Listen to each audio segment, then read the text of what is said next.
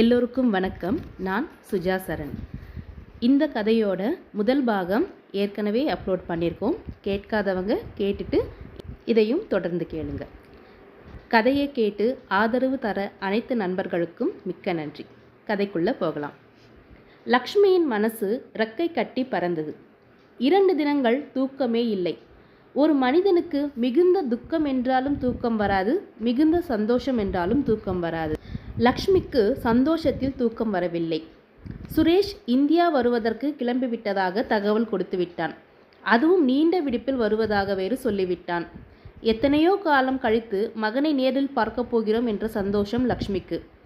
வெளிநாடு சென்று பணிபுரியும் தன் மகன் மிகவும் கம்பீரமாக வந்து நிற்பான் என்று எதிர்பார்த்த லக்ஷ்மி மிகவும் துவண்டு போனாள். துரும்பாக இளைத்து தாடி வளர்த்து கொண்டு மிகவும் மெலிந்து போய் வந்து நின்றான் சுரேஷ். வாழ்க்கையின் ஓரத்திற்கே ஓடி நின்றவனைப் போல் இருந்தது.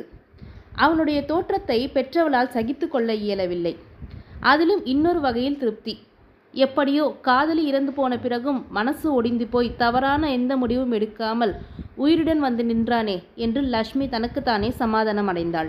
என்னதான் ருக்மணி பக்கத்து வீட்டுக்காரியாக இருந்தாலும், கூடவே படித்தவள் என்றாலும், உயிர் தோழி என்றாலும், சுரேஷ் காதலித்த ரோசியை பற்றியோ அவளோடு லிவிங் டுகெதராக வாழ்ந்த வாழ்க்கையை பற்றியோ சொல்லவில்லை.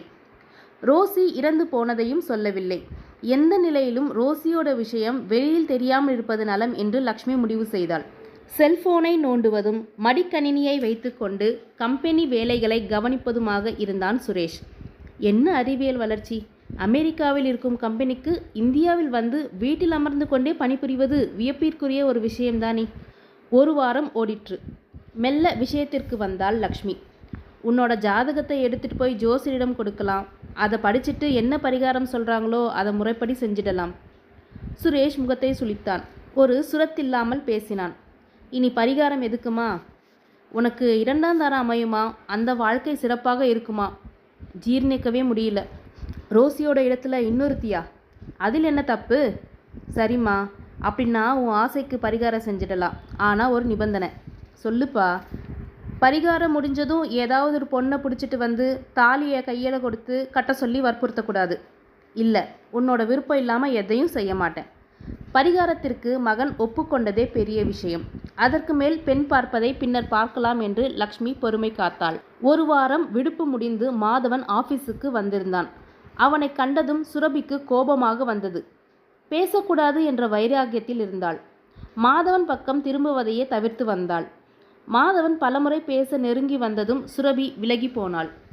வாய்ப்புக்காக காத்திருந்தான். மதிய உணவு இடைவேளை. வாய்ப்பு கிடைத்தது. சுரபி தனிமையில் கிடைத்தாள். மாதவன் விடவில்லை. I am very sorry Surabhi. எதுக்கு? சுரபி வெடித்தாள். அதான் மன்னிப்பு கேட்டுட்டேன்ல, திருப்தி படலைன்னா சொல்லு, காலில் வேணுனாலும் விழறேன்.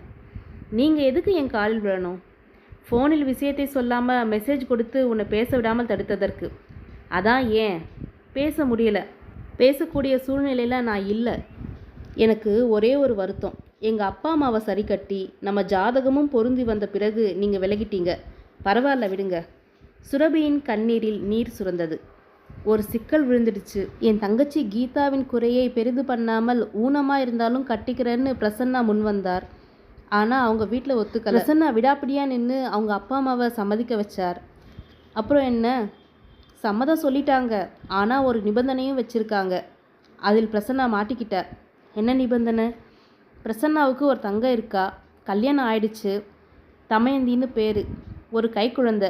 அவளோட கணவர் ஒரு சாலை விபத்தில் இறந்துட்டார். சுரபி அதிர்ந்து போனாள். அவளுடைய மனதில் வருத்தம் வந்து உட்கார்ந்து கொண்டது. அடப்பாவமே. அப்புறம்? அவளுக்கு நான் மறுவாழ்வு கொடுத்தால்தான் கீதாவை கட்டிக்க பிரசன்னாவை அனுமதிப்பாங்களாம். நீங்கள் என்ன முடிவு பண்ணி வச்சுருக்கீங்க? ஐயோ, என்னை புரிஞ்சிக்கோ. என் தங்கச்சி வாழ்க்கை எனக்கு முக்கியம்தான். அதுக்காக உன்னை எப்படி மறக்க முடியும்? எல்லாம் மறந்து தான் ஆகணும். நான் வேலையை வேறு கிளைக்கு மாற்றிட்டு போயிடுறேன். என்னை இனி நீங்கள் தொடர்பு கொள்ள வேணாம். மறதி தானாக வரணும். சுரபியை வியப்புடன் பார்த்தான் மாதவன். எப்படி சுரபி இவ்வளவு இயல்பாக யோசிக்க முடியுது? இயல்பாக இருந்தால் தான் வாழ முடியும். இல்லைன்னா வாழ்க்கை நம்மளுக்கு குட் பை சொல்லிட்டு போயிடும். மாதவன் மௌனமாக நிற்கவும் சுரபி தொடர்ந்தாள். நம்மை பற்றி நினைக்க வேண்டாம். குறுகிய புத்தியோடு இதை அணுக வேணாம். கீதாவுக்காக என்னை மறந்துடுங்க. இதுவே நம்ம கடைசி சந்திப்பாக இருக்கட்டும். தயவு செஞ்சு இனிமேல் என்னை சந்திக்க வேணாம். கோபமா? கோபமே இல்லை, பின்ன வலிகள், மௌனத்தின் வலிகள். எப்படி தாங்கிக் கொள்வது? வலிகளை மறந்து தான் ஆகணும். மறக்க நம்ம சந்திக்காமல் இருப்பது தான் நல்லது. வலிக்கு மருந்து போட்டுக்கலாம், மறதி என்னும் மருந்தை தடவிக்கலாம். தடயம் காணாமல் போகும். Good bye. மாதவன் மேலும் பேசும் முன் சுரபி அங்கிருந்து வேகமாக சென்று விட்டாள். என்னதான் உயர உயர பறந்தாலும் சிறகுகள் இளைப்பாற மரைக்கிளையை அடைந்துதான் ஆக வேண்டும். அதே பறவை இரை தேடவும் தாகம் தீர்க்கவும் தரையில் இறங்கிதான் ஆக வேண்டும். உண்மையும் அதுதான். பிறகு என்ன? நல்ல கல்லூரியில் படித்து பட்டம் பெற்று படிப்பையும் அது கொடுத்த பாடத்தையும் அனுபவத்தையும் கொண்டு வேலை பெற்று கடல் தாண்டி வெளிநாட்டில் போய் வேலை பார்த்து கணினியும் கையுமாக இருக்கக்கூடியவன் சுரேஷ். மண்டை வெடிக்கும் பிரச்சனை ஏற்படவும் பரிகாரம், பூஜை, புனஸ்காரம் என்று கொடுமுடி கோவில் ஆற்றங்கரையிலும் ராமேஸ்வரம் கடல் ஓரத்திலும் அமர்ந்து வேத விற்பனர்கள் சொன்ன சொல்லுக்கெல்லாம் கட்டுப்பட வேண்டியதாகி போயிற்று. பரிகாரத்தால் மகன் வாழ்க்கையில் ஒரு மாற்றம் ஏற்படும் என்ற தன் அன்னையின் நம்பிக்கையை உதாசீனம் செய்ய சுரேஷ் விரும்பவில்லை. என்னதான் கம்ப்யூட்டர் வந்தாலும் செல்போன் இன்டர்நெட் வந்தாலும் நம் பாரம்பரியத்தில் வழி வழியாக வரும் பூஜை பரிகாரத்தில் ஒரு பாரமே குறையுது சாமி. இனி எனக்கு ஒன்றும் பிரச்சனை வராதே. வராது, நல்லதே நடக்கும். ஒரு முறை உங்கள் குலதெய்வ கோயிலுக்கு போய் வணங்கிட்டு வாங்க. வேத விற்பனர்கள் சொல்லவும் சிரத்தையோடு சுரேஷ் கேட்டுக்கொண்டான்.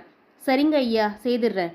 ஒரு வாரம் முழுக்க லக்ஷ்மியையும் அழைத்து கொண்டு கோவில் குளம் என்று சுற்றி வந்ததில் சுரேஷுக்கு ஒரு மன திருப்தி. என்னம்மா, போதுமா? இன்னும் ஏதாவது வேண்டுதல் இருக்கா? போதும்பா, எல்லாம் போதும். இனி ஒரு பிரச்சனையும் வராது. நம்ம குலதெய்வம் கோயில் குருக்கள் தீர்மானமாக சொல்லிட்டார். மனசுக்குள் ஒரு நிம்மதி. குழந்தையைப் போல் அம்மா சொன்னதில் ஒரு அலாதி நம்பிக்கை வெளிப்பட்டது. அது போதும், அம்மாவின் சந்தோஷம் ஒன்றே போதும். சுரேஷ் திருப்தி அடைந்தான். ஒரு வாரம் கடந்திருக்கும். லக்ஷ்மி மெல்ல ஆரம்பித்தாள். என்னப்பா, இனி இப்படியே இருந்து என்ன செய்ய போற? என்ன செய்யலாம் சொல்லுங்க. உன்னோட ஜாதகத்தை மேட்ரிமோனியில் பதிவு செய்து பொண்ணு பார்க்க ஆரம்பிக்கலாம். ஆரம்பிச்சிட்டிங்களா? அதுதான் முன்னமே சொன்னேன். என்னால் என் ரோசியை மறந்துட்டு வேற பொண்ணை கட்டிக்க முடியாது. அப்படியெல்லாம் பிடிவாதம் பிடிக்கக்கூடாதுப்பா. போனதை பற்றி யோசித்து ஒரு பிரயோஜனமும் இல்லை. என்னால் முடியாதுமா, ப்ளீஸ். கடைசி காலத்து என்னோட ஆசை உனக்கு கல்யாணம் நடத்தி ஒரு பேர குழந்தை பிறந்தா அதை வச்சு கொஞ்சம் என் காலத்தை கடத்திடுவேன். தொடர்ந்து இதையே சொல்லி வற்புறுத்தினால் லீவை கேன்சல் பண்ணிட்டு நிரந்தரமாக அமெரிக்கா போயிடுவேன். வேதாளம் மீண்டும் முருங்கை மரத்தில் இருந்து வந்து தோளில் ஏறிக்கொண்டது. இனி விக்ரமாதித்தன் போல் கதை சொல்லி அதை விடுவித்து மெல்ல மெல்ல தான் மீண்டும் முருங்கை மரத்தில் ஏற்ற வேண்டும். சரிப்பா, உனக்கு எப்போ தோணுதோ அப்போ பார்க்கலாம். அதுவரை உன்னோட கல்யாண விஷயமா எதுவும் பேச மாட்டேன், உறுதியளித்தாள் லக்ஷ்மி. சந்தியாவால் பொறுத்து கொள்ள முடியவில்லை. பொங்கி எழுந்தாள். சுரபி, என்ன நினச்சிட்டு இருக்கான் அந்த மாதவன்? உன்னோட வாழ்க்கையில் வந்து குறுக்கிட்டான். ஆனால் இப்போது அவனோட தங்கச்சி கல்யாணம் நடக்க அவன் காதலை தியாகம் பண்ணுறானா? என்ன ஒரு பொண்ணோட வாழ்க்கை கூட விளையாடுறான்? ஒரு பொண்ணோட மனசு விளையாட்டு மைதானமா? அவன் வந்து விளையாடிட்டு போகிறதுக்கு இதை விடக்கூடாது. அந்த மாதவன் சட்டையை இழுத்து வச்சு 4 வார்த்தை நறுக்குன்னு கேட்கணும். 4 வார்த்தை நறுக்குன்னு கேட்டால் மட்டும் எல்லாம் சரியாக போயிடுமா? மந்திரமூர்த்தியின் கேள்வி சந்தியாவின் கோபத்தை மேலும் கிளறிவிட்டது. பின்ன என்ன செய்ய சொல்கிறீங்க? அந்த மாதவனை தொட்டில போட்டு தாலாட்டு பாட சொல்கிறீங்களா? அவனே சுரபியை விட்டு விலகி போகிறான். விட்டு தள்ளு. அவன் தகுந்த காரணம்தான் சொல்லியிருக்கானே, அப்புறம் என்ன? சந்தியாவால் பதில் சொல்ல முடியவில்லை. மௌனம் காத்தாள். சுரபியே தொடர்ந்தாள். நான் சொல்கிறேன், கேட்டுக்கோங்க. இந்த வீட்டு மருமகனா சுரேஷை கற்பனை செஞ்சு வச்சுருந்தீங்க. லக்ஷ்மி அத்தை ஜாதகத்தம் காரணமாக காட்டி விளக்கிட்டாங்க. அது ஒரு பெரிய ஆதங்கம் உங்களுக்கு. அந்த தருணத்தில் மாதவன் என் பாதையில் குறுக்கிட்டான். சுரேஷை வைக்கிற இடத்தில் மாதவனை வச்சு அடுத்த கற்பனைக்கு நம்ம எல்லாருமே போயிட்டோம். இப்போது மாதவன் பின்வாங்கவும் நம்மளால் ஜீர்ணிக்க முடியலை. மகளின் விளக்கத்தை கேட்டு மந்திரமூர்த்தி கைத்தட்டி ஆமோதித்தார். உண்மை, 100% உண்மை. மாதவன் ஒன்றும் நம்மளை பெருசாக ஏமாத்திடலை. அடுத்து ஆக வேண்டியதை பார்ப்போம். என்னால் ஜீர்ணித்து கொள்ள முடியலைங்க. உங்களுக்கும் சுரபிக்கும் வேணா எல்லாம் சுலபம்தான். உனக்கு ஏன் இவ்வளவு ஆதங்கம் சந்தியா? ஆரம்பத்தில் சுரபிக்கு மாப்பிள்ளை பார்க்க ஆரம்பிக்கலையான்னு கேட்டவங்களுக்கு எல்லாம் முறை மாப்பிள்ளை சுரேஷ் இருக்கான்னு தம்பட்டம் அடிச்சிட்டேன். அப்புறம் ஜாதகம் பொருந்தி வரலன்னு சொல்லி சமாளித்தேன். அதுவும் ஒரு வகையில் உண்மைதானே. இப்போ எதுக்கு ஆதங்கப்படுற? சுரேஷ் நம்ம வீட்டு மாப்பிள்ளையா அமையலை என்று மற்றவங்களுக்கு தெரிந்த பின் வெளியில் தலை காட்ட முடியல. அது முடிஞ்சு போன கதை. இப்போ அதுக்கு என்ன? மாதவன் ஜாதகம் சுரபிக்கு நல்ல விதமாக பொருந்தி வந்திருக்குன்னு சொல்லி எல்லாரிடமும் சொல்லி வச்சிட்டேன். இனி எப்படி சமாளிக்கிறது? அதான பார்த்தேன். சரி விடு, நடந்து முடிந்ததை பேச வேணாம். சுரபி ஜாதகத்தை மேட்ரிமோனியில் பதிவு செஞ்சு ஒரு நல்ல வரனை தேடலாம். ஒரு முடிவுக்கு வந்தார்கள். பரமபதம் விளையாட்டு போல் ஏணியில் மேலே ஏறி பாம்பு தீண்ட மீண்டும் துவக்கத்திலிருந்து ஆரம்பிக்கும் விளையாட்டாகவே அமைந்தது. சுரபி சுரத்தில்லாமல் இருந்தாள். ஆஃபீஸுக்கு நீண்ட நாட்கள் விடுப்பு எடுத்தாள். வீட்டோடு முடங்கி போனாள். எதையோ பறிகொடுத்தவள் போல் விட்டேத்தியாக இருந்தாள். அவளுடைய நிலையை அறிந்த பெற்றோர் நிம்மதி இழந்தனர். சந்தியா வந்து சுரபியின் தோளை தொட்டாள். எழும்புமா, ப்ளீஸ், போய் குளிச்சிட்டு வந்து சாப்பிடு. தொடர்ந்து பெற்றோர் ஆளுக்கு ஒரு பக்கம் ஆறுதல் படுத்தவும் சுரபிக்கே ஒரு மாதிரியாக இருந்தது. இனியும் தான் குழம்பி போய் முடங்கி கிடந்தால் வீடே இருளாகி போகும். சுரபி எழுந்தாள். போய் குளித்துவிட்டு வந்து பூஜை அறையில் தீபம் ஏற்றினாள். மனசுக்கு சற்று இதமாக இருந்தது. சந்தியா டைனிங் டேபிள் மீது வைத்த சூடான இட்லியை ஹாட்பாக்ஸில் இருந்து எடுத்து தட்டில் வைத்தாள். செய்து வைத்திருந்த தேங்காய் சட்னியில் ஒரு ஸ்பூன் நெய்யை ஊற்றினாள். இட்லியின் மறுபுறம் சாம்பாரை ஊற்றினாள். இட்லியை சாம்பாரில் புரட்டி தேங்காய் சட்னியோடு சேர்த்து சாப்பிட பிடிக்கும். சாப்பிட்டாள்.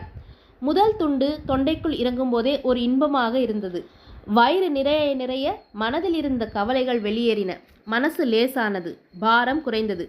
டிவியை போட்டு புதுப்பட பாடல்களில் மூழ்கி போனாள். வீடு மெல்ல மெல்ல இயல்பு நிலைக்கு மாறியது. சந்தியா வந்து சுரபியின் அருகில் ஃபில்டர் காப்பியுடன் சோஃபாவில் அமர்ந்தாள். காப்பியை சுரபி குடித்து முடிக்கும் வரை பொறுமையாக இருந்தாள். சூப்பர் காப்பிமா, பேஷ் பேஷ், நல்லா இருக்கு. குடித்து முடித்த காப்பி டம்ளரை டீப்பாயின் மீது வைத்தாள் சுரபி. மகள் இயல்பான நிலைக்கு திரும்பியதை அறிந்து சந்தியா சந்தோஷம் அடைந்தாள். இப்போதான் எங்கள் வீட்டு மகாலட்சுமி மாதிரி இருக்க. நீ குழம்பி போகவும் நானும் குழம்பி போனேன். அப்பாவும் ரொம்ப கவலைப்பட்டார். என்னம்மா செய்கிறது? எனக்கு கல்யாணம் செய்து வைத்து அழகு பார்க்க நினைக்கிறீங்க. கல்யாண முயற்சியில் ஏதாவது தடங்கள் வந்தால் வீட்டில் ஒரு நிம்மதி போயிடுது. விடுமா, சுரேஷ் போனால் என்ன, மாதவம் போனால் என்ன, வேறு மாப்பிள்ளை உலகத்தில் இல்லையா என்ன? என்னோட ஜாதகத்தை பதிவு செய்யலாம். ஒரு நல்ல வரன் வரட்டும், கல்யாணம் பேசலாம். இப்போது வேண்டாம், கொஞ்சம் கால அவகாசம் எடுத்துட்டு பிறகு யோசிப்போம். சரிம்மா, உனக்கு எப்போ தோணுதோ அப்போ பார்க்கலாம், விடு. ஆனால் இன்னொரு விஷயத்தில் நான் தீர்மானமாக இருக்க போகிறேன். எந்த விஷயத்தில்?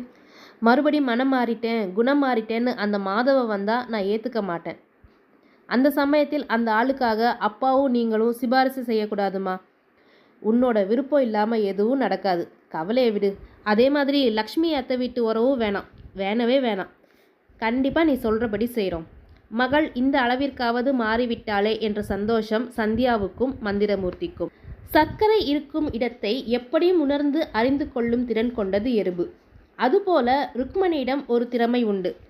என்னதான் ஒருவர் விஷயத்தை மூடி மறைத்தாலும் அப்போதைக்கு ஒன்றும் தெரியாதவள் போல் இருந்து கொள்வாள். திரும்ப திரும்ப வற்புறுத்த மாட்டாள், அமைதியாக விடுவாள். ஆனால் அந்த பிரச்சனையின் ஆணிவேர் எதுவென்று அறியும் வரை அவளுடைய மூளைக்கு ஓய்வு இருக்காது. அப்போதைக்கு தன் தோழி லக்ஷ்மியை விட்டுவிட்டாள். நேரம் வரும் வரை காத்திருந்தாள். பொறுமையை பொக்கிஷம் போல அடைக்காத்தாள். சுரேஷ் தனிமையில் கிடைத்தான். பிடித்து கொண்டாள். என்ன பிரச்சனை சுரேஷ்? நீ அமெரிக்காவில் வந்ததுலேருந்து நான் உன்னை பார்த்துட்டு தான் இருக்கேன். நீ சோகமாகவே இருக்க. ஒன்றும் இல்லை ஆண்டி, நான் ஒன்றும் சின்ன வயசுக்காரி இல்லை. உன் வயசில் ஒரு பொண்ணு இருக்குது எனக்கு. எது வேணாலும் ஷேர் பண்ணு. நாமளே அதை ஊற வச்சு உப்பு கண்டம் போட்டால் நம்ம மனசு கெட்டுடும். மனசு கெட்டால் உடம்பு கெட்டு போயிடும். சுரேஷ் பதில் சொல்லவில்லை. பார்வையை தாழ்த்தி கொண்டான். உங்கள் அம்மா மாதிரி என்னை நினச்சிக்கோ, இல்லை உன் தோழி மாதிரி என்னை நினச்சிக்கிட்டு சொல்லு. எதுவானாலும் மனசை விட்டு பேசினா மனசில் இருக்கிற பாரம் குறையும். சுரேஷ் பேசவில்லை. ருக்மணி விடவில்லை. உன்னோட பிரச்சனையை தெரிஞ்சுக்கிட்டு அதை ஊரெல்லாம் கொண்டு போய் விதைச்சு உன்னை கேவலப்படுத்த மாட்டேன். என் உயிர் தோழி உங்கள் அம்மா. அவள் பெற்ற பையன் நீ. என்னை பொறுத்த வரைக்கும் நீ வேறு, என்னோட பொண்ணு வேறெல்லாம் கிடையாது. சொல்லு, என்னாச்சு? வேலையில் சிக்கலா? இல்லை, வேலையில் எந்த பிரச்சனையும் இல்லை. சுரேஷ் பேசிவிட்டான். இனி பிடித்து கொள்ளலாம். ஒரு மனுஷன் என்னதான் ஒரு ரகசியத்தை அடைக்காக்கும் கோழி போல காப்பாற்றி வைத்திருந்தாலும் அவனுடைய மௌனத்தை கலைத்தால் போதும். ஒரே ஒரு வார்த்தை வாயிலிருந்து வெளிவந்தால் கூட போதும். நெல்லிக்கனி மூட்டையை அவிழ்த்து விட்டதைப் போல முழு ரகசியமும் உடைந்துவிடும். ருக்மணி விடவில்லை. பிடித்து கொண்டாள். பின்ன லவ் ஃபெயிலியரா? லவ் ஃபெயிலியர் ஆகியிருந்தால் கவலைப்பட்டிருக்க மாட்டேன். என்னோட ரோசி இந்த உலகத்தை விட்டு நிரந்தரமாக போயிட்டா. ரோசியா? யார் அது? என்னோட லவ்வர். எதிர்காலத்தில் எனக்கு மனைவியாக வர இருந்தவ. தற்கொலையா? இல்லை, சாலை விபத்து. எப்படி? அவள் ஓட்டிட்டு போன கார் விபத்தில் மாட்டி இறந்து விட்டாள். அவள் மட்டும் இறக்கலை, அவள் வயிற்றில் வளர்ந்த எங்கள் குழந்தையும். கல்யாணத்துக்கு முன்னரே கர்ப்பமா? நாங்கள் 2 பேரும் லிவிங் டுகெதரில் வாழ்ந்தோம். அது அடையாளம். அந்த அன்பின் வெளிப்பாடு. என்னை நம்பி தன்னையே அர்ப்பணித்து விட்டா. அதான் மனசு கேட்கல. முள்கம்பி நெஞ்சுக்குள் விழுந்தது போ ஒரே ரணமாக இருக்குது. அது உன் குற்றம் இல்லை, அவள் குற்றமும் இல்லை, இயற்கையின் குரூர விளையாட்டு. எப்படியோ என் ரோசி என்னை விட்டு போயிட்டா. இனி பேசி என்ன புண்ணியம்? யார் ரோசின்னு நான் தெரிஞ்சுக்கலாமா? சொன்னான். ரோசியை பற்றி எல்லா விஷயத்தையும் சுரேஷ் போட்டு உடைத்தான். இப்போ சொல்லுங்க, எப்படி என்னால் ரோசியை மறந்துட்டு வாழ முடியும்? வாழ்ந்து தான் ஆகணும். எல்லாத்தையுமே ஒரு காலத்தில் மறந்து தான் ஆகணும். என்னை விட்டு போனவளோடு நானும் போகிறது தானே முறை. அதற்கு சாவு தானே தீர்வு. விரக்தியாக சிரித்தான். இப்போ எதுக்கு சிரிக்கிற? ஒருத்தரோட சாவுக்காக இன்னொருத்தர் தற்கொலை செஞ்சு கொண்டா இந்த பிரபஞ்சத்தில் மனித குலமே இல்லாமல் போயிடும். என்னை என்ன தான் செய்ய சொல்கிறீங்க ஆண்டி? உங்கள் அம்மாவோடு உட்காந்து பேசலாம். அவளோட எதிர்பார்ப்பு என்னவோ அதை நிறைவேற்றுவது உன் கடமை இல்லையா? அம்மாவோட எதிர்பார்ப்பை சொல்லிட்டாங்க. என்ன எதிர்பார்ப்பு? நான் இன்னொரு கல்யாணம் பண்ணிக்கணுமா? நியாயமான எதிர்பார்ப்பு தானே. என்னால் முடியாது ஆண்டி. அப்படின்னா உன்னோட வாழ்க்கையில் மீதி நாளை இப்படியே கழிக்க போறியா? வேறு வழி? சாகவும் கூடாது, இன்னொரு கல்யாணமும் பண்ணிக்கக்கூடாது. பிடிவாதமாக நிற்காத. வாழ வழி தேடுவோம். வாழ்க்கை வாழ்வதற்கே. நான் பெத்த மகனை போல சொல்கிறேன், கேட்டுக்கோ. சொல்லுங்க ஆண்டி. சுரேஷின் கைகளை பிடித்து கொண்டாள் ருக்மணி. உன் கையை காலாக நினச்சி பிடிச்சு சொல்கிறேன். எந்த விதமான தவறான முடிவுக்கும் போக வேணாம். தவறான முடிவுக்கு போகல ஆண்டி. ப்ராமிஸ்? சத்தியமாக ஆண்டி, என்னை நம்புங்க, தீர்மானமாக சொன்னான் சுரேஷ். ருக்மணி சந்தோஷம் அடைந்தாள். மறுநாள் வீடு தேடி வந்தாள் ருக்மணி. ருக்மணிக்கும் சுரேஷுக்கும் இடையே நடந்தவற்றையெல்லாம் முன்கூட்டியே சுரேஷ் மூலம் அறிந்திருந்த லக்ஷ்மி மிகவும் சங்கோஜத்துடன் ருக்மணியை எதிர்கொண்டாள். சாரி ருக்கு, உன்கிட்ட விஷயத்தை மறைக்கணும்னு எந்த எண்ணத்துலையும் மறைக்கல. சுரேஷ் செஞ்சுட்டு வந்த காரியத்தை என்னால் ஜீர்ணிச்சிக்க முடியல. மெல்ல விழுங்கிட்டேன். அது தொண்டையை பிடிச்சி அழுத்துது. மரண அவஸ்தை. உயிர் தோழி, உன்னிடமும் நான் வெளிப்படையாக பேச முடியாமல் மறைச்சிட்டேன். என்னை மன்னிச்சிடு ப்ளீஸ். அழுது விட்டாள். ஏய், என்ன இது? இதுக்கு போய் அழுதுட்டு கண்ணத்தோட. என்கிட்ட தானே மறைச்ச, பரவாயில்ல. சுரேஷ் உனக்கு மட்டும் மகன் இல்லை, எனக்கும் தான். ருக்மணி இயல்பாக பேசினாள். அவளுடைய அந்த இயல்பான தன்மை லக்ஷ்மியின் குற்ற உணர்ச்சியை சற்றே தணித்தது. கண்ணை துடைத்து கொண்டாள் லக்ஷ்மி. ரொம்ப தேங்க்ஸ் ருக்கு. தடம் மாறி போக இருந்த சுரேஷின் மனசை கட்டுப்பாட்டுக்கு கொண்டு வந்ததுக்கு ரொம்ப நன்றி. என்னிடம் நீ உதப்பட போற. ஏன்? எனக்கு எதுக்கு லக்ஷ்மி நன்றி எல்லாம்? என் பொண்ணு ஒரு தவறு செஞ்சா நீ திருத்த மாட்ட? அது போல தான் இதுவும். நடந்ததை விட்டு தள்ளு. நடக்க போகிறத பற்றி சிந்திப்போம். சுரேஷ் இப்போ இருக்கிற நிலைமையில் வேற எதுவும் பேசி அவனை மேலும் குழப்ப வேணாம். 2 நாள் விட்டு பிடிப்போம். ருக்மணியின் எண்ணத்தை புரிந்து கொண்ட லக்ஷ்மி, ஓகே ருக்கு, இனிமேல் நீ என்ன சொல்றியோ அதன்படி செய்கிற ஆணித்தரமாக சொன்னாள். ஆனால் என்ன நடக்கும்? புரியவில்லை. பிரசன்னா வீட்டில் ஒரு காற்று அழுத்த தாழ்வு நிலை வந்து மையம் கொண்டது. புயலாக உருமாறி கண்மூடித்தனமாக வீசுவதற்கு ஆயத்தமானது. ஒரு பிரச்சனை என்பது அவரவர் பார்வையில் வேறுபடும் என்பதில் ஐயமில்லை. தமயந்திக்கு மறுமணம் செய்ய வேண்டும் என்ற கோணத்தில் எல்லோரும் குடும்பத்தில் ஆளாளுக்கு முடிவு எடுக்கிறார்களே தவிர தமயந்தியை யாரும் அபிப்பிராயம் கேட்கவில்லை. தவித்தார்கள், தவிர்க்க பார்த்தார்கள். ஒரு நிலைமைக்கு மேல் பிரச்சனை வளர்ந்து கொண்டே போன போது தமயந்தியால் பொறுத்து கொள்ள முடியவில்லை. வெடித்தாள்.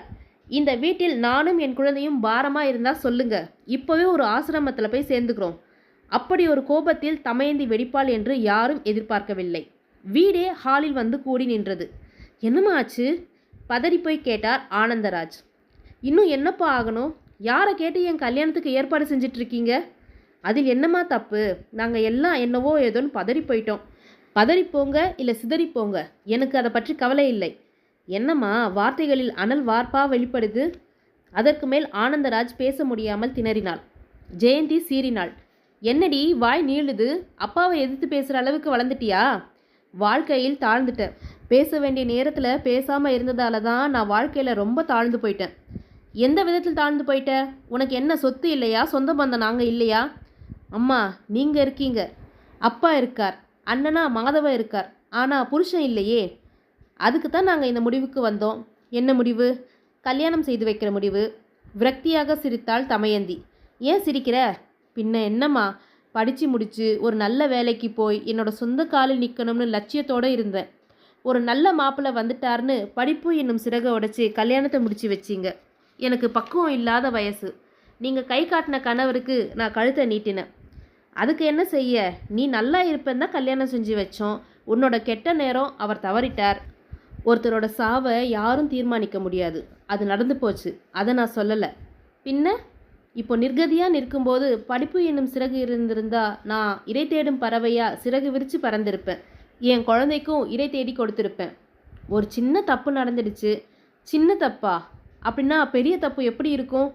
பதில் பேச முடியாமல் அனைவரும் தலைகுனிந்து நிற்கவும் தமயந்தி தொடர்ந்தாள். பெண்களை நிலவுக்கு ஒப்பாக புலவர்கள் பாடியதில் ஒரு அர்த்தமில்லாமல் இல்லை. பிறந்ததில் இருந்து தாய் தந்தையிடமிருந்து இரவல் வெளிச்சம், திருமணத்திற்கு பிறகு கணவனோட இரவல் வெளிச்சம், வயசான பிறகு குழந்தையோட இரவல் வெளிச்சம்.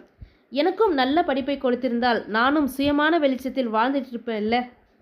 அதுவரை மௌனமாக இருந்த பிரசன்னா தங்கை பேச்சில் குறுக்கிட்டான். இப்போவும் ஒன்றும் கெட்டு போகிற தமயந்தி. அப்பா அம்மா பார்த்திருக்கும் மாப்பிள்ளை ரொம்ப நல்லவர். நானும் பேசி பார்த்துட்டேன். தங்கமானவர். என்னை விரும்புதான் கல்யாணம் பண்ணிக்கிறாரா? நீ கேட்கறது புரியலை. புரியலையா இல்லை புரியாத மாதிரி நடிக்கிறீங்களா? எதுக்கு நடிக்கணும்? அண்ணா, கண்ணை விற்று சித்திரம் வாங்குற கதையாக இருக்குது அப்பா அம்மா எடுக்கிற முடிவு. இதுக்கு நீயுமா உடந்தையாக இருக்கணும்? புரியும்படி சொல்லு. சின்ன வயசுலிருந்தே நீ சுயமாக சிந்திச்சு எடுக்கிற முடிவுகள் எல்லாம் எனக்கு ரொம்ப பிடிக்கும். பள்ளிக்கூடம் போகும் காலத்திலிருந்தே நீ செஞ்சு வந்த பொது சேவைகள் ரொம்ப பிடிக்கும். ஏதாவது ஒரு வகையில் குறையுள்ள பெண்ணை தான் கல்யாணம் செய்து கொள்வதா நீ எடுத்திருக்கும் லட்சியம் பிடிச்சிருக்கு. அதில் நீங்கள் எல்லாருமா சேர்ந்து செய்யும் தப்பு தான் எனக்கு பிடிக்கல. அதில் எந்த விதத்தில் நான் தப்பு பண்ணிகிட்ருக்கேன்? குறையுள்ள பொண்ணு கீதாவை மனசார நேசித்து கல்யாணம் பண்ணிக்கிறீங்க, ஓகே. ஆனால் அந்த பொண்ணோட அண்ணனை எனக்கு வாழ்க்கை கொடுத்தால்தான் கீதா கழுத்தில் தாலி கட்டுவதா சொல்வது எந்த விதத்தில் நியாயம்? அப்போது கீதாவிடம் உள்ள குறையை காரணம் காட்டி என்னை மாதவன் திருமணம் செய்துக்கணும். வியாபாரம் பேசுகிறீங்களா? வெக்கமா இல்லை? இதுக்கு பேர் தியாகமா? பக்கா வியாபாரம். உமியை கொடுத்து நெல் வாங்குற கதையாக இருக்குது. அந்த கேள்வி பிரசன்னா மண்டையில் சம்மட்டி கொண்டு அடித்தது போல் வலித்தது. வேற ஒன்றும் இல்லைம்மா, உனக்கு ஒரு மறுவாழ்வு அமைஞ்சா நல்லா இருக்குமேன்னு யோசித்தோம். தப்பு தான். கண்ணை விற்று ஓவியம் வாங்குற கதை தான். தயவு செஞ்சு என் பிரச்சனையை விடுங்க. அது முடிந்து போன கதை. அதுக்காக நீங்கள் போய் ஒருத்தரை நிர்பந்தம் பண்ணுவது நல்லாவா இருக்குது? அது காலத்துக்கும் ஒரு நெருடலாக இருக்கும். நிம்மதி போயிடும். உண்மைதான். இனி யார் தடுத்தாலும் சரி, கீதாவை நான் கல்யாணம் செய்துக்கிறேன். அதுக்காக எந்த நிபந்தனையும் வைக்க போகிறதில்ல. பிரசன்னா தீர்மானமாக சொன்னான். அண்ணா, என்னோட கதை வேறு. எதற்கும் கனியட்டும், காத்திருப்போம். தமயந்தின் பேச்சால் வீட்டில் ஒரு தெளிவு ஏற்பட்டது. என்றாலும் அவள் அத்துடன் விடவில்லை. எனக்கு நீங்கள் எல்லாரும் ஒரு உதவி செய்யணுமே. என்ன செய்யணும்? எனக்கு அந்த மாதவனை பார்த்து ஒரு 4 வார்த்தை பேச அனுமதிக்கணும். எதுக்கு? விஷயம் இருக்குது. வீட்டுக்கு வர சொல்லுங்க, நான் பேசிக்கிறேன். எதுவாக இருந்தாலும் சொல்லு, நாங்கள் பேசுகிறோம். வேண்டாம், நான் தான் பேசணும், தீர்மானமாக சொன்னாள் தமயந்தி. அவளுடைய வேண்டுகோளுக்கு செவி சாய்த்தனர். அதன் விளைவு? அடுத்த நாள் மாதவன் வந்தான். பிரசன்னாவின் வீடே அவனை ரத்தன கம்பளம் விரித்து வரவேற்காத குறையாக வரவேற்றது. ஆனந்தராஜ் சங்கோஜத்தில் நெளிந்தார். தமயந்தியிடம் பேசி பாருங்க, அவள் எதுவும் சொன்னால் தவறாக எடுத்துக்க வேணாம். நோ, அப்படி எதுவும் இல்லை. எதுனாலும் பேசி பார்க்குறேன். தமயந்தி நேரடியாக மாதவனிடம் விஷயத்திற்கு வந்தாள். இங்கே பாருங்க, உங்கள் தங்க கீதாவை எங்கள் அண்ணன் பிரசன்னா மனசார விரும்புறது உண்மை. என்கிட்டயே நிறைய முறையாக சொல்லியிருக்கார். எந்த வகையிலும் பொய் பேச மாட்டார். அடுத்தவங்க நலனில் ரொம்ப அக்கறை காட்டுவார். சந்தோஷம். அவரிடமும் பேசி பார்த்தேன். நீங்கள் சொல்கிறது 100% உண்மை, நம்புகிறேன். இப்படிப்பட்டவரை கீதா கணவனாக அடைய கொடுத்து வச்சிருக்கணும். அவரை மருமகனாக அடைய உங்கள் வீட்டார் கொடுத்து வச்சிருக்கணும். உண்மைதான். அதையெல்லாம் மீறி இன்னொரு உண்மை உங்களுக்கு தெரியுமா? சொன்னாதானே தெரியும், சொல்லுங்கள். எங்கள் வீட்டில் இருக்கக்கூடியவங்களுக்கே தெரியாது. அப்படி என்ன விஷயம்? நான் தெரிந்து கொள்ளலாமா? நிச்சயமா. கீதாவும் ஒரு நல்ல பொண்ணு. அவளை மருமகளாக பெறுவதற்கு இந்த வீடே கொடுத்து வச்சிருக்கணும். அவளை மனைவியை அடைவதற்கு எங்கள் அண்ணன் கொடுத்து வச்சிருக்க வேணும். எப்படி சொல்கிறீங்க? கீதா ஒரு நல்ல குணவதி. பொது விஷயங்களில் நிறைய தெரிந்து வைத்திருக்கிறாள். பொது நலனில் ரொம்ப அக்கறை கொண்டவள். தன்னோட குறையை பார்த்து யார் அனுதாபம் அடைந்தாலும் அதை அவள் விரும்புவதே இல்லை. இதெல்லாம் எப்படிங்க? சொல்கிறேன். கீதாவோட எண்ணங்கள் சிந்தனையோடு எங்கள் அண்ணனோட எண்ணங்களும் முழுமையாக ஒத்துப்போகும். அதனால தான் அந்த கடவுளே அவங்கள சேர்த்து வைக்க பார்க்குறாரு. ஆச்சரியமாக இருக்கே, இவ்வளவு தூரம் கீதாவை பற்றி தெளிவாக தெரிஞ்சு சொல்கிறீங்க. எப்படி? நானும் கீதாவும் ஸ்கூல் ஃப்ரெண்ட்ஸ். மாதவன் ஆச்சரியத்துடன் புருவத்தை உயர்த்தினான். உண்மையாவா? ஆச்சரியமாக இருக்கே. நம்ப முடியலல்ல? ஆமாங்க, சுத்தமாக நம்ப முடியலை. அதான் வாழ்க்கை. இங்கே எல்லா உறவும் எல்லா நட்பும் ரயில் சிநேகம் போலத்தான். அடுத்தடுத்த ஸ்டேஷனில் இறங்கிக் கொள்ளும். ஸ்கூல் நட்பு ஸ்கூலோட சரி, காலேஜ் நட்பு காலேஜோட சரி, அப்புறம் வேலைக்கு போகிற இடத்துல ஒரு புது நட்பு. ஆனால் ஒரு சூழ்நிலையிலிருந்து வேறு ஒரு சூழ்நிலைக்கு போகும்போது ஆட்டோகிராஃப் என்ன, கண்ணீர் விட்டு கதறும் பாசம் என்ன, அழுகை என்ன, எல்லாம் அப்போதைக்கு அல்லது கொஞ்ச காலத்துக்கு. அடுத்த கட்டம் வாழ்க்கையின் சூழல் மாறும்போது எல்லாம் மாறும். எப்படிங்க அனுபவம் போல ஒரு அருவி வந்து கொட்டுது? எல்லாம் பார்ப்பதும் கேட்பதும் அதிலிருந்து கிடைக்கும் அனுபவம். சில நட்பு மட்டும் நிலைச்சு நிற்கும் நங்கூரம் மாதிரி. அதுபோல ஒரு நட்பு கீதாவுக்கும் எனக்கும். பள்ளியிலிருந்து என்னை நிறுத்தி கல்யாணம் பண்ணி கொடுத்ததும் எங்கள் நட்பிலும் ஒரு இடைவெளி விழுந்தது. எனக்கு படிப்பு பாதியும் வாழ்க்கை மீதியும் முடிஞ்சு போச்சு. கீதாவுக்கு படிப்பு கிடைச்சிருக்கு, வேலை கிடைச்சிருக்கு, இனிமே தான் வாழ்க்கையை துவங்க போகிறா. அதை நினச்சி பெருமையாக இருக்குது. அதுவும் இந்த வீட்டுக்கு வந்து வாழ போகிறா. அது அதை விட பெருமையாக இருக்குது. சந்தோஷங்க, ரொம்ப சந்தோஷம். சொல்ல மறந்துட்டேன், நீங்களும் கேட்கல. என்ன கேட்காம விட்டுட்டேன்? எனக்கும் கீதாவுக்கும் எப்படி மறுபடியும் நட்பு தொடர்ந்துச்சுன்னு. நீங்கள் கேட்கல, நானே சொல்கிறேன். ஃபேஸ்புக்கில் ஒரு நாள் எதேச்சியாக பார்த்து அவளுடைய முகவரியை பிடிச்சேன். எங்கள் அண்ணன் அவளோட இதயத்திலேயே இடம் பிடிச்சிட்டான். அப்புறம் உங்களை இங்கே நேரடியாக பார்த்து பேசுகிறேன்னு சொன்னதில் வருத்தம் இல்லையே? சேச்சா, அப்படி எதுவும் இல்லை. கீதாவை எங்கள் அண்ணன் கல்யாணம் செஞ்சுக்கிறதுல ஒரு கண்டிஷன் இருக்குது சொன்னாங்களா? சொன்னாங்க. என்ன சொன்னாங்க? மாதவன் தயங்கினான். சொல்லுங்க, என்ன கண்டிஷன் போட்டாங்க? உங்களை நான் மனைவியாக ஏற்றுக்கணும்னு சொன்னாங்க. நீங்கள் என்ன முடிவு செஞ்சு வச்சுருக்கீங்க? என்னோட தங்கைக்காக கண்டிப்பாக நான் எதையும் செய்ய தயார். விஷத்தை கூட குடிப்பீங்களா? மாதவன் ஒரு நொடி பொழுது ஆடி போனான். என்ன விஷமா? இல்லை, ஒரு பேச்சுக்காக கேட்டேன். உங்களை விஷயத்தையெல்லாம் குடிக்க சொல்லலை, பயப்பட வேணாம். மாதவன் ஒரு பெருமூச்சு விட்டான். ரொம்ப ரொம்ப சந்தோஷம். நாம் 2 பேரும் கல்யாணம் பண்ணிக்கலாம். அப்புறம் விரட்டி காதலிச்சு ஜாதகம் எல்லாம் பொருத்தம் பார்த்த சுரபி என்ன செய்ய போகிறீங்க? அவளோட மனசு செத்து போகாதா? உங்களுக்கு எப்படி தெரியும்? கீதா தான் எல்லா விஷயத்தையும் சொன்னான். போதுமா? நீங்கள்லாம் ஒரு நிலையான முடிவில் இருக்க மாட்டீங்களா? சாரிங்க, எல்லாம் கீதாவுக்காக. நோ, அப்படி எந்த ஒரு தவறான முடிவும் எடுக்க வேணாம். நீங்கள் சுரபியை கட்டிக்கோங்க, கீதாவை அண்ணன் கட்டிக்கட்டும். அதுதான் சரியாக வரும். தமயந்தியின் முடிவை கேட்டு மாதவன் மட்டுமல்ல, தமயந்தியின் மொத்த குடும்பமும் நிம்மதி அடைந்தது. ஆனால் நடந்தது என்ன? ருக்மணி முனைப்பாக நின்றாள். தன் உயிர் தோழி லக்ஷ்மிக்காக, அவளுடைய நலனுக்காக, சுரேஷுக்கு ஒரு நல்ல வழி கிடைத்தாக வேண்டும் என்று முனைப்பாக இருந்தாள். எப்படியாவது சுரேஷின் மனதை மாற்றி அவனுக்கு ஒரு நல்ல வாழ்க்கையை அமைத்து கொடுத்தாக வேண்டும் தீர்மானித்தாள். ருக்மணி ஒன்றை தீர்மானித்து விட்டால் அதிலிருந்து, அந்த முயற்சியிலிருந்து பின்வாங்க மாட்டாள். உடும்புப்படியாக உறுதியுடன் நிற்பாள். சுரேஷின் பிரச்சனை குறித்து முயற்சி எடுத்தாயிற்று. அது குறித்து லக்ஷ்மியிடம் பல முறை ருக்மணி சொல்லி பார்த்தாள், பேசி பார்த்தாள். பிடி கிடைக்கவில்லை. அதற்காக அப்படியே விட்டு வைப்பதில் என்ன செய்வது? மீண்டும் முயற்சித்தாள். என்ன லக்ஷ்மி, நீ இப்படி மனசு ஒடிஞ்சு போய் இருப்பதை பார்க்க கஷ்டமாக இருக்குது. என்ன செய்ய, என்னோட தலையில் அப்படி எழுதியிருக்கு. அதுக்காக இப்படியே இருந்துடுறதா?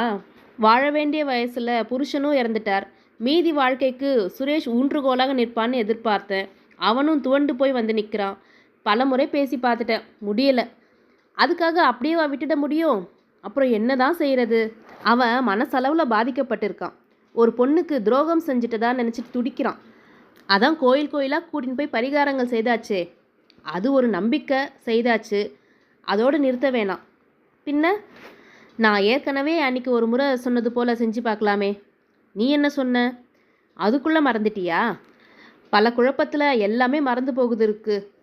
உன்னை தான் ஒரு நல்ல டாக்டர்கிட்ட அழைச்சி போகணும் போல் இருக்குது. என்ன கிண்டலா? ஆமாம், பின்ன இப்படி ஒவ்வொரு விஷயத்தையும் மறந்து நின்னா என்ன செய்கிறதா? சாரி ருக்கு, கோச்சிக்காத.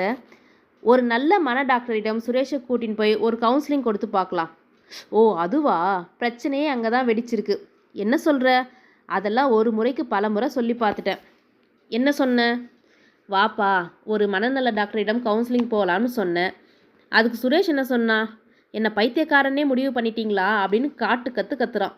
கோவப்படுறான். கையில் கிடைச்சதெல்லாம் எடுத்து போட்டு உடைக்கிறான். ருக்மணி அதிர்ந்து போனாள். கடவுளே, இது எப்படி சரி செய்கிறது? எனக்கு ஒன்றும் புரியவே மாட்டேங்குது. உன் காலில் வேணாலும் விழறேன். சுரேஷை எப்படியாவது திருத்த ஒரு வழி சொல்லு ருக்கு. லக்ஷ்மி வாய்விட்டு அழுதாள். ருக்மணிக்கு கஷ்டமாக இருந்தது. லக்ஷ்மிக்கு ஆறுதலாக நின்றாள். ஏய், என்ன இது? முதல்ல கண்ணீரை தொட, எல்லாம் சரி பண்ணிடலாம். சரி ஆகுமா? ஆகும், நம்பிக்கை வைப்போம். நீ கொடுக்குற நம்பிக்கையில் தான் நான் தைரியமாக இருக்கேன். அதே தைரியத்தில் இரு, நான் பார்த்துக்கிறேன். ருக்மணியின் நச்சரிப்பு தாங்காமல் லக்ஷ்மியும் சுரேஷிடம் பலமுறை கேட்டு பார்த்து விட்டாள். சுரேஷ் கொஞ்சமும் விட்டு கொடுக்கவில்லை. பெற்றவளுக்கு மனம் பொறுக்கவில்லை. சுரேஷை வெளிநாட்டிற்கு அனுப்பியது தவறோ? அங்கு போய் தனிமையில் இருந்தவனுக்கு தன்னுடைய சுகதுக்கங்களை பரிந்து கொள்ள துணை இல்லாமல் போயிருக்கிறது. தனிமை வாட்டி இருக்கிறது. அவன் தோல்வி அடையும் போது சாய்ந்து கொள்ள தோள் இல்லை. அவன் வெற்றி பெறும்போது கொண்டாட ஒரு தோழன் இல்லை. எல்லாம் வாட்ஸ்அப், முகநூல், ட்விட்டர் மூலம் வாழ்க்கையை ஷேர் செய்து கொள்ளும் காலம் இது. உணர்வு பூர்வமாக இல்லாமல் செயற்கைத்தனமாக பகிர்ந்து கொள்வது, லைக் போட்டு கொண்டாடுவதெல்லாம் எந்திரத்தனம். நின்று நிதானித்து முடிவெடுக்க இயலாத ஒரு காலம். சுரேஷ் தனித்து நின்று இருக்கிறான். ரோசியும் அதே நிலைமையில் இருந்திருக்கிறாள். சின்ன வயதில் தாயை இழந்தவள். அவள் மீது அன்பு செலுத்த ஆள் இல்லை. படித்தாள், வேலை கிடைத்தது, கை நிறைய காசு வந்தது. அவளுக்கும் சுய துக்கங்களை பகிர்ந்து கொள்ள ஆள் இல்லை. பஞ்சும் நெருப்பும் நெருங்கி இருக்கு. அணை போட ஆள் இல்லை. பற்றி கொண்டது. என்ன லக்ஷ்மி யோசிக்கிற? சுரேஷை வெளிநாட்டுக்கு அனுப்புனது தப்பு. நடந்து முடிந்ததை பேசி பிரயோஜனம் இல்லை. நடக்க போகிறத பேசலாம். நான் மறுபடியும் சுரேஷ்கிட்ட பேசுகிறேன். ருக்மணி சொன்னாள். சொன்னபடியே செய்தாள். சுரேஷ் தனிமையில் கிடைக்கும்போது பிடித்து கொண்டாள். சுரேஷ், உன்னிடம் கொஞ்சம் பேசலாமா?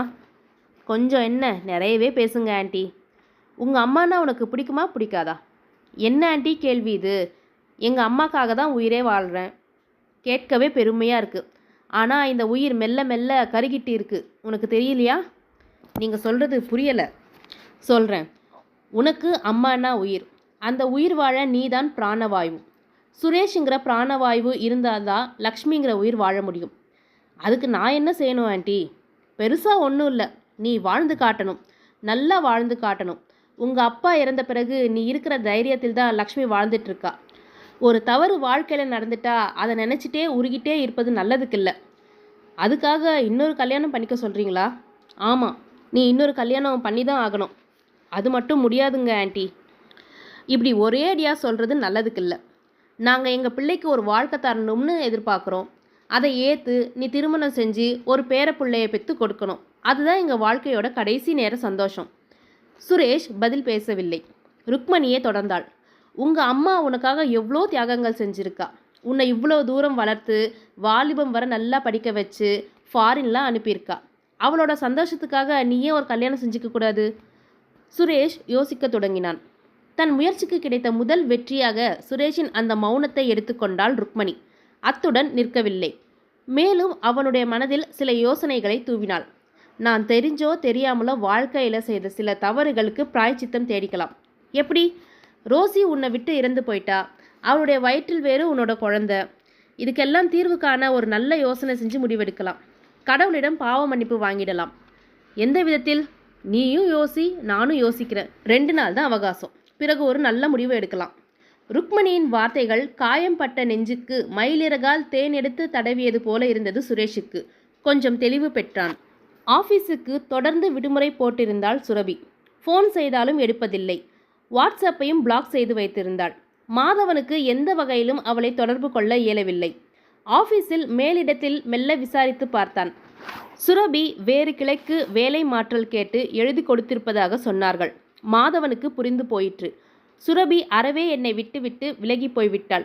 அவளை எப்படி நீ அணுகுவது? புரியவில்லை. சுரபியின் தோழி தீப்தியை அணுகினான். தீப்தி, நான் ஒன்று கேட்கலாமா? கேளுங்க மாதவன். நீங்கள் என்ன கேட்க போறீங்கன்னு எனக்கு தெரியும். என்ன கேட்பேன் சொல்லுங்க. சுரபிக்கு என்னாச்சு? ஏன் ஆஃபீஸுக்கு வர்றதில்ல? அதானே உங்கள் கேள்வி?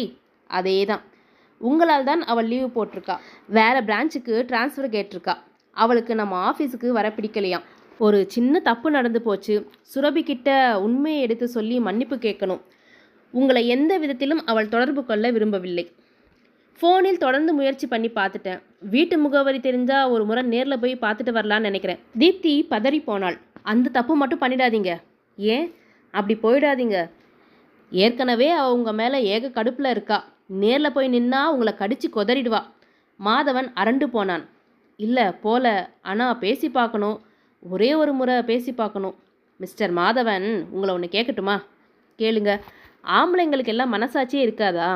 என்ன இப்படி கேட்டுட்டீங்க? பின்ன ஒரு பொண்ணை வலிய வந்து விரும்புவீங்க, துரத்தி துரத்தி காதலிப்பீங்க. பெரிய இடத்துலேருந்து ஒரு பொண்ணு வந்தால் காதலியை தூக்கி வீசிடுவீங்க. அப்படி தானே? ஐயோ, என்னோட விஷயத்தில் அப்படி இல்லை. பின்ன எப்படி? சூழ்நிலையும் சந்தர்ப்பமே வேறு மாதிரி அமைஞ்சு போயிடுச்சு. சுரபிக்கிட்ட என்னோட குடும்ப சூழ்நிலை, என்னோட தங்கச்சியோட சூழ்நிலை எல்லாம் எடுத்து சொன்னேன். என்ன சொன்னா? பரவாயில்ல, உங்கள் தங்கச்சிக்காக நீங்கள் தியாகம் செஞ்சு தான் ஆகணும்னு சொல்லிட்டாங்க. தீப்தி சிரித்தாள். எதுக்கு சிரிக்கிறீங்க?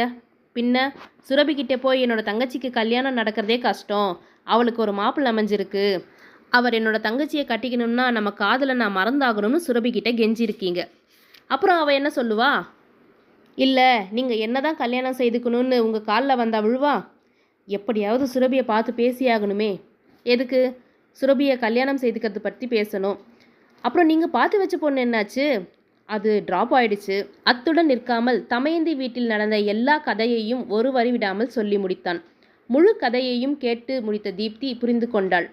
இந்த விஷயத்தை பொறுத்தவரை மாதவன் மீதும் தவறு இல்லை என்பது புரிந்தது. உண்மையில் மாதவன் நிலைமை சிக்கலாக தான் அமைந்திருந்தது. ஒரு நல்ல உள்ளத்தின் காதல், ஒரு நல்ல உள்ளத்தின் விருப்பம் குடும்ப சூறாவளியில் சிக்கி தவிக்கிறது. என்ன செய்யலாம்? சுரபியிடம் பேசி பார்க்கலாமா? யோசித்தாள். ஓகே மிஸ்டர் மாதவன், நீங்கள் என்ன முடிவில் இருக்கீங்க? சுரபி சம்மதம் சொன்னால் எந்த வகையான நிர்பந்தமும் இல்லாமல் கல்யாணம் செய்துக்கிறேன். தீப்தி யோசித்தாள். ஓகே, கொஞ்சம் அவகாசம் கொடுங்க, சுரபி கிட்ட உங்களுக்காக நான் பேசுகிறேன். தீப்தி சொல்லவும் மாதவன் சற்று நிம்மதி பெருமூச்சு விட்டான். சொன்னதுடன் நிற்கவில்லை. தீப்தி செயலில் இறங்கினாள். மாதவனை அனுப்பி வைத்து சுரபிக்கு ஃபோன் செய்தாள். ஹலோ சுரபி, உன்கிட்ட கொஞ்சம் நேரில் பேசணும். என்ன விஷயம் தீப்தி? ஃபோனில் வேண்டான்னு பார்க்குறேன். அப்படி என்ன சீக்ரெட்? நேரில் பார்த்து தான் பேசணும். எங்கே வருவ? நீ தானே ஆரம்பித்த, நீயே இடத்தையும் சொல்லு. ஒரு நிமிஷம் யோசித்தாள். இன்னைக்கு சாயங்காலம் 5 மணிக்கு ஆர்எஸ்புரம் ரத்ன விநாயகர் கோயிலுக்கு வர முடியுமா? ஓகே. மாலை 5 மணி. தோழிகள் இருவரும் ரத்ன விநாயகர் கோவிலில் சந்தித்தனர். கோவிலில் அவ்வளவாக கூட்டம் இல்லை. சாமி தரிசனத்தை முடித்துவிட்டு வெளிப்பிரகாரத்தில் அமர்ந்தனர். இருவரும் நீண்ட நேரம் பொது விஷயத்தையே பேசிக்கொண்டிருந்தனர். என்னதான் தோழி என்றாலும் தீப்திக்கு மாதவனை பற்றி சுரபியிடம் ஆரம்பிக்கவே பயமாக இருந்தது. ஏக கடுப்பில் இருக்கிறாள். மீண்டும் மாதவனை பற்றி பேசினால் தன் வெறுப்பை உமிழ்ந்து விடுவாளோ என்ற பயம். எப்படி எடுத்துக்கொள்வாளோ? என்ன தீப்தி, தலை போகும் அவசரமாக கூப்பிட்ட, அப்புறம் ஒன்றும் சொல்லவே இல்லை. தீப்தி தயக்கத்துடன் ஆரம்பித்தாள். அது எப்படி ஆரம்பிக்கிறதுன்னு பயமாக இருக்குது. என்ன பயம் வேண்டியிருக்கு? எதுவானாலும் பேசு. மாதவனை பார்த்து பேசின. சட்டென்று சுரபி எழுந்து கொண்டாள். சாரி தீப்தி, அந்த ஆளோட பேச்சே வேணாம். அதனால தான் வேலைக்கே இடமாற்றம் கேட்டிருக்கேன். சுரபியின் கையை பிடித்து இழுத்து உட்கார வைத்தாள் தீப்தி. ப்ளீஸ் ஒரு நிமிஷம் உட்காரு, நான் என்ன சொல்ல போகிறேன்னு கேளு, அப்புறம் முடிவு நீயே எடு. தோழி உரிமையுடன் அதட்டவும் சுரபி மீண்டும் அமர்ந்தாள். சரி சொல்லு. மாதவனை பற்றி, அவனுடைய சூழ்நிலையை பற்றி வரி வரியாக மிக நிதானமாக சொன்னாள் தீப்தி. கீதாவை பிரசன்னா திருமணம் செய்து கொள்ள, தமயந்தியை மாதவன் திருமணம் செய்து கொள்ள வேண்டும் என்று பிரசன்னாவின் பெற்றோர் வைத்த நிர்பந்தம் வரை ஒவ்வொரு விஷயத்தையும் சொல்லி முடித்தாள். இப்போ சொல்லு சுரபி, இதில் எந்த இடத்திலாவது மாதவன் மேலே தப்பு இருக்கா? எல்லாம் அவருடைய கட்டுப்பாட்டை மீறி நடந்த கதை. அதுக்காக நான் பகடக்காயா? கோபம் வேணாம், நிதானமாக யோசிச்சுப்பாரு. மாதவன் மீது ஒரு தவறும் இல்லை. அப்போது அவர் விரும்பினா என்னை கல்யாணம் பண்ணிப்பார், அவங்க குடும்பத்தில் சூழ்நிலை மாறினா என்னை விட்டு விலகி போயிடுவார். அப்படிதானே? திரும்பவும் வேதாளம் விக்ரமாதித்தன் தோளில் ஏறிய மாதிரி செய்யக்கூடாது. பின்ன வாழ்க்கைனா கொஞ்சம் விட்டு கொடுக்கணும். உண்மையான மனசுங்களுக்கு இடையே ஈகோ இருக்கக்கூடாது. ஒருத்தர் தன் தவறை உணர்ந்து திரும்பி வரும்போது ஏற்றுக்கணும். ப்ளீஸ் மாதவனை ஒதுக்கிடாத. ஒரு நல்லவர் கணவராக கிடைப்பது ஒரு பொண்ணுக்கு மிகப்பெரிய பாக்கியம். கல்யாணம் வேணாம்னு தோணுது. அப்படி ஒரு தவறான முடிவுக்கு போயிட வேணாம். நல்லா யோசி, ஒரு நல்ல முடிவாயிடு. என்ன செய்யட்டும்? மாதவனை ஒரு முறை பார்த்து பேசிடு, பிரச்சனைக்கு ஒரு முடிவு கிடைச்சிடும். அவரை நினைக்கவே கஷ்டமாக இருக்குது, ஒரு வித நெருடலாக இருக்குது. ஒரே ஒரு முறை நேரில் பாரு, எல்லாம் சரியாக போயிடும். நீண்ட நேர சமாதானத்திற்கு பிறகு ஒரு வழியாக மாதவனை சந்திக்க ஒப்புக்கொண்டாள் சுரபி. எத்தனையோ விஷயங்களை பேசியிருந்தாலும் சுரேஷுக்கு இருக்க பிடிக்கவில்லை, இருப்பு கொள்ளவில்லை. மனம் விட்டேத்தியாக இருந்தது. எதிலும் ஒரு பிடிப்பு இல்லை, வெறுமையாக உணர்ந்தான். இந்தியாவை விட்டு போய்விடலாமா என்ற எண்ணம் மனதை அழுத்தியது. எதையோ அமெரிக்காவில் தொலைத்துவிட்டு இந்தியாவில் வந்து ஒளிந்து கொள்வது போல ஒரு உணர்வு. ரோசியின் இழப்பு அவனால் தாங்கிக் கொள்ள இயலவில்லை. எத்தனை முறை மறக்க நினைத்தாலும் அத்தனை முறையும் அவள் நினைவுதான் மனதில் வந்து நின்றது. ஆனால் நிர்வாகம் உடனே கிளம்பி அமெரிக்கா தலைமை அலுவலகத்திற்கு வரும்படி மெயில் அனுப்பியிருந்தது. சுரேஷின் டீம் லீடரிடம் மேலும் அனுமதி பெற முடியும் என்றாலும் அதனை அவன் விரும்பவில்லை. அமெரிக்கா கிளம்புவதில் முனைப்பாக இருந்தான். அந்த அழைப்பை ஒரு சாக்காக வைத்து கொண்டான். அம்மா, நான் அமெரிக்கா போகலான்னு முடிவு பண்ணிட்டேன். லக்ஷ்மி அதிர்ச்சி அடைந்தாள். என்னப்பா சொல்கிற? ஆமாம்மா, எனக்கு இங்கே இருக்கவே பிடிக்கல. மகனை நினைத்து லக்ஷ்மி மிகவும் வருத்தம் அடைந்தாள். என்ன சுரேஷ், அதுக்குள்ளே லீவை முடிச்சிட்டு போக போறியா? ஆமாம்மா, எனக்கு இங்கே இருக்கிறதுல ஒரு வெறுமையாகவே இருக்குது. மகன் மீண்டும் தனிமையாக போய் இருப்பதில் லக்ஷ்மிக்கு உடன்பாடு இல்லை. அவனுடைய மனதை எப்படியாவது மாற்றியாக வேண்டும். சுரேஷ், கொஞ்ச நாள் இங்கே ரெஸ்ட் எடுத்துக்கோ, அப்புறம் போகலாம். சுரேஷ் கேட்கவில்லை. கிளம்புவதில் முனைப்பானான். இல்லைம்மா, நான் போயே ஆகணும். பொம்மையை கேட்டு குழந்தை அடம் பிடிக்கிற மாதிரி செய்யக்கூடாது. ருக்மணியை அணுகினாள் லக்ஷ்மி. ருக்கு, மறுபடியும் சுரேஷ் அமெரிக்கா கிளம்புறான். அங்கே போய் தனிமையில் மறுபடியும் ரோசியோட நினைவுகளில் மனசை கெடுத்துக்குவானோன்னு தோணுது. என்ன செய்யலாம்? என்ன கேட்டால் நீ தான் ஒரு நல்ல யோசனை சொல்லணும். ருக்மணி யோசித்தாள். சரி விடு லக்ஷ்மி, நான் பேசி பார்க்குறேன். சொன்னதோடு நிற்கவில்லை. சுரேஷிடம் மீண்டும் ஆரம்பித்தாள் ருக்மணி. என்ன சுரேஷ், 2 நாளில் ஒரு நல்ல முடிவு எடுக்கலாம்னு இருந்தோம். அதுக்குள்ளே நீ அமெரிக்கா கிளம்புனா எப்படி? ஆமாம் ஆண்டி, எனக்கு இங்கே இருக்கவே பிடிக்கல. அப்படி சொல்லாத. லக்ஷ்மி ரொம்ப வருத்தப்படுறா. என்னை கிளம்பி வர சொல்லி ஹெட் ஆஃபீஸ்லேருந்து மெயில் வந்திருக்கு ஆண்டி. உங்கள் டீம் லீடர்கிட்ட மறுபடியும் எக்ஸ்டென்ஷனுக்கு கேளு, கிடைக்கலாம். சுரேஷ் பதில் பேசவில்லை. ருக்மணியே தொடர்ந்தாள். உன்னோட பிரச்சனையை மட்டும் பார்க்காத சுரேஷ், உங்கள் அம்மாவுக்காக கொஞ்சம் விட்டு கொடு. என்ன செய்யட்டும்? நான் ஒரு யோசனை சொல்லட்டுமா? சொல்லுங்க ஆண்டி. மறுபடி 1 மாதம் இரு. அதுக்குள்ளே உனக்கு ஒரு கல்யாணத்தை செஞ்சிடலாம். குடும்பத்தோடு அமெரிக்கா போயிடு. உங்கள் அம்மாவுக்கு ஒரு நிம்மதி. கல்யாணமா? வேண்டாம், அவசரமாக மறுத்தான். இதை பாரு சுரேஷ், மனிதன் என்னதான் வாழ்க்கையில் கொடி கட்டி பறந்தாலும் கடைசி காலத்தில் ஒரு குடும்பம், மனைவி, குழந்தைகள்னு இருந்தால் தான் வாழ்க்கையில் ஒரு பிடிப்பு இருக்கும். பிடிவாதம் செய்யாத. ரோசியை நினைக்கும் போது கஷ்டமாக இருக்குது. அது நடந்து முடிஞ்ச கதை. உன்னோட ரோசி போயிட்டா. அவள் வயிற்றில் வளர்ந்த உன்னோட வாரிசும் போயிடுச்சு. அதுதானே உன் கவலை? ஆமாம், அதே தான். அதுக்கு ஒரு பிராயச்சித்தம் தேடிக்கலாம். எப்படி? ருக்மணி தயக்கத்துடன் ஆரம்பித்தாள். நேற்று மேட்ரிமோனியில் ஒரு விளம்பரம் பார்த்தேன். ஒரு இளம் விதவை கை குழந்தையோடு இருக்கா. ஃபோட்டோவில் பொண்ணு ரொம்ப சூப்பராக இருக்கா. அந்த பொண்ணுக்கும் அந்த குழந்தைக்கும் நீயே வாழ்க்கை கொடுக்கக்கூடாது? என்ன சொல்கிறீங்க ஆண்டி? ஆமாம், அப்படி ஒரு முடிவெடுத்தா உனக்கும் ஒரு மனநிறைவு ஏற்படும். வாழ்க்கையில் ஒரு பிடிப்புடன் இருக்கும். சுரேஷ் யோசித்தான். ரொம்ப யோசித்து குழப்பிக்க வேணாம் சுரேஷ். அந்த பொண்ணை பார்க்கலாம், பிடிச்சிருந்தா ஒரு நல்ல முடிவு எடுத்துக்கலாம். ருக்மணியின் நீண்ட நேர போராட்டத்திற்கு சுரேஷ் தலையசைத்தான். ஓகே ஆண்டி, அந்த பொண்ணை பார்க்கலாம், ஏற்பாடு பண்ணுங்க. ரொம்ப சந்தோஷம். ஆனால் ஒரு கண்டிஷன். என்ன கண்டிஷன்? அந்த பொண்ணை நேரில் பார்த்து ஒரு முறை பேசணும். ஓ, அதுக்கு என்ன, ஏற்பாடு பண்ணிடலாம். அந்த ரெஸ்டாரண்ட்டில் அதிக கூட்டம் இல்லை. ஒரு மூலையில் போய் அமர்ந்தார்கள் மாதவனும் சுரபியும். இருவருக்கும் இடையில் ஒரு நீண்ட மௌனம் சிம்மாசனம் போட்டு அமர்ந்திருந்தது. யார் முதலில் ஆரம்பிப்பது என்று புரியவில்லை. சுரபி பார்வையை தாழ்த்தி கொண்டாள். மாதவனின் முகத்தை பார்க்கவே இல்லை. மாதவனும் சுரபியின் முகத்தை பார்க்க திராணி இல்லாமல் உட்கார்ந்திருந்தான். தீப்தி தான் இருவரையும் சந்திக்க ஏற்பாடு செய்து இடத்தையும் முடிவு செய்து கொடுத்தாள். மாதவனிடம் மிகவும் தெளிவாக தீப்தி சொல்லியிருந்தாள். மாதவன், உங்கள் மீது ஏக கடுப்பில் இருக்கிறாள் சுரபி. அவசரப்பட்டு எதுவும் பேசிடாதீங்க. இல்லை, அவசரப்பட மாட்டேன். அவளுக்கு இருக்க கோபத்தில் உங்களை திட்டுறதுக்கு கூட வாய்ப்பு இருக்குது. பொறுத்து போங்க, இல்லைன்னா காரியம் கெட்டு போகும். இல்லை, நான் ஜாக்கிரதையாகவே டீல் பண்ணுறேன். அதுதான் முக்கியம். வீம்பு செய்யும் நேரம் இது இல்லை. தீப்தி மிகவும் எச்சரித்து இருந்தாள். அதனால் மாதவன் மிகவும் கவனமாக இருந்தான். தீப்தி அத்துடன் விடவில்லை. சுரபியிடமும் தனியாக பேசினாள். சுரபி, உனக்கு தெரியாத விஷயம் இல்லை. குற்றம் பார்த்தால் சுற்றம் இல்லை. மாதவனை சந்திக்கும் போது குற்றப்பத்திரிக்கை செய்யாத, காரியம் கெட்டு போகும்.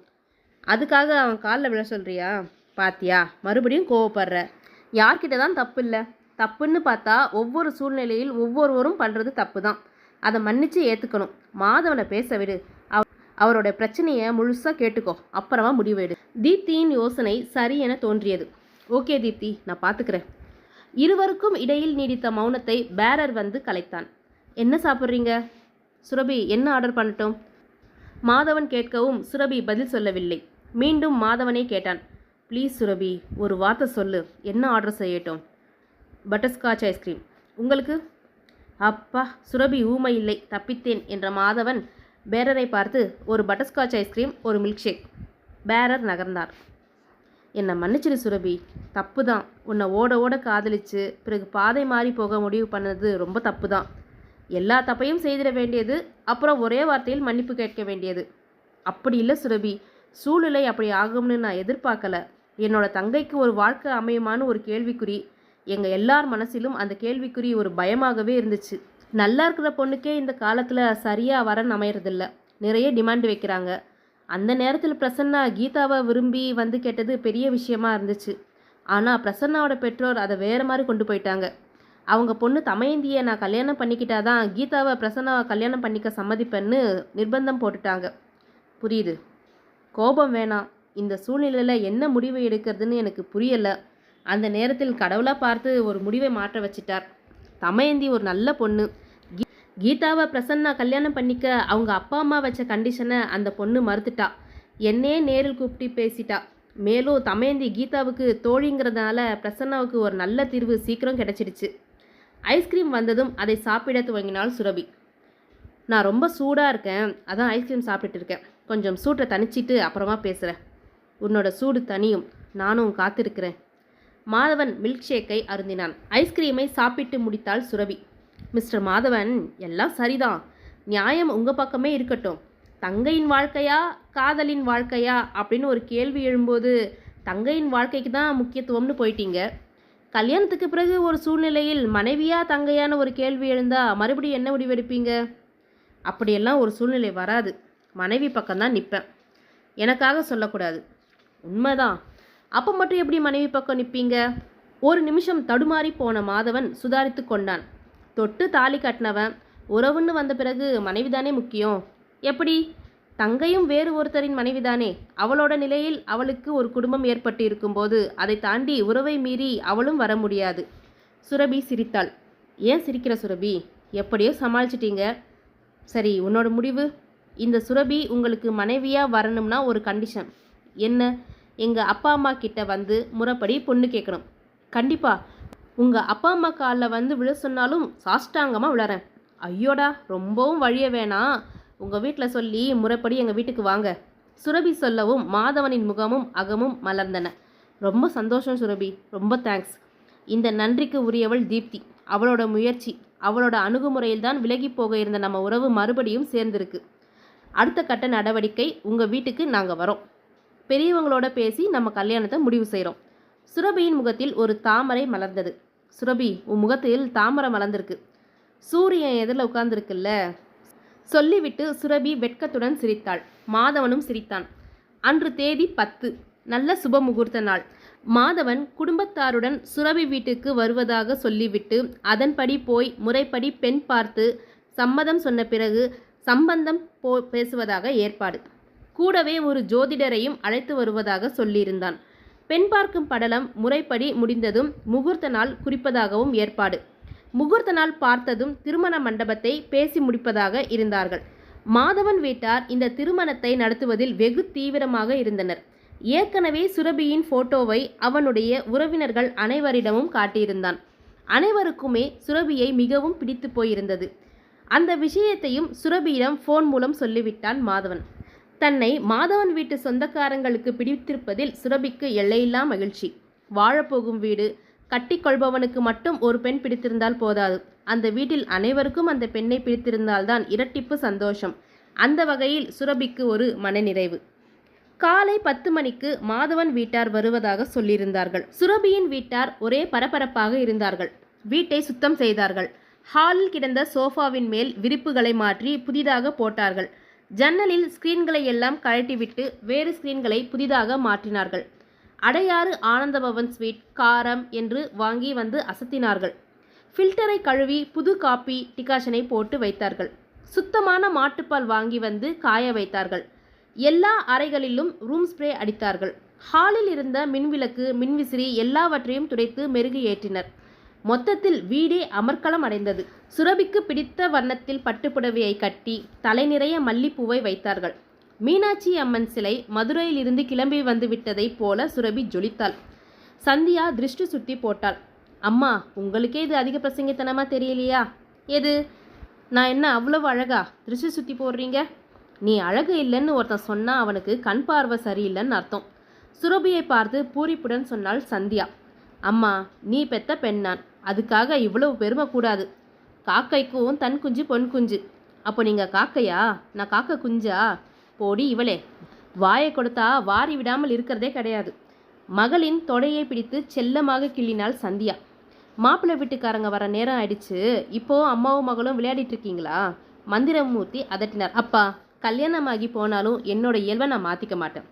சுரபி, அப்படி இல்லைம்மா, புகுந்த வீட்டுக்கு போகும்போது அங்கே பழக்க வழக்கங்களையும் நாம் அனுசரித்து போகணும். ஏன் அவங்க நம்ம பழக்க வழக்கங்களை அனுசரித்து போகக்கூடாது? உன்னை மாற்றவே முடியாதுமா. மந்திரமூர்த்தி சிரித்தார். சரியாக 10 மணி. 3 கார் நிறைய மாதவன் வீட்டார் வந்து இறங்கினர். 10-15 பேர். பெண்கள் எல்லோரும் மிக கிராண்டாக பட்டு கட்டி நகைகள் அணிந்திருந்தனர். ஆண்கள் எல்லோரும் பட்டு வேஷ்டி பட்டு சட்டையில் மிக கம்பீரமாக இருந்தனர். மாதவன் மட்டும் blue colour jeans light colour டிஷர்ட்டில் வந்திருந்தான். எல்லோரையும் வரவேற்று ஹாலில் உட்கார வைத்தனர். பெண்கள் எல்லோரும் சீர்வரிசை தட்டுகளுடன் வந்திருந்தனர்.